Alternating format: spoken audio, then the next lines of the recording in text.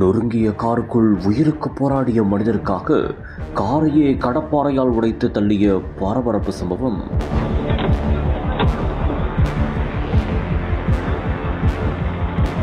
Car கதவை இழுக்க இழுக்க காத்திருந்த அதிர்ச்சி.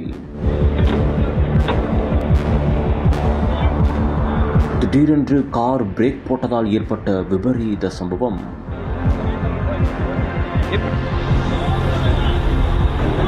உயிரை காப்பாற்றுவார்களா என்று இதயத் துடிப்பை எகிற வைத்த திக் காணொளி. தமிழ்நாட்டை உலுக்கிய காட்சிகள். சேலம் ஆத்தூர் அருகே காந்திபுரம் சேலம் சென்னை தேசிய நெடுஞ்சாலை பகுதியில் ஒரு கோர சம்பவம் அரங்கேறியுள்ளது. சேலத்தில் இருந்து சென்னை நோக்கி ஒரு குடும்பத்தினர் காரில் சென்றுள்ளனர். அப்போது திடீரென்று வண்டியை நிறுத்த மெதுவாக அந்த காரை இயக்கியதாக கூறப்படுகிறது. இதனால் பிரேக் போட்டதால் திடீரென்று பின் திசையில் வந்த டாரஸ் லாரி காரின் பின்பகுதியில் மோதி கோர சம்பவம் அரங்கேறியுள்ளது. இதனால் கார் நொறுங்கி போயுள்ளது. மேலும் அப்போதும் மனிதர்கள் உயிருக்கு போராடியுள்ளனர். இதனையடுத்து உடனடியாக சம்பவ இடத்திற்கு விரைந்து வந்த பலர் அவர்களை மீட்கும் முயற்சியில் ஈடுபட்டனர்.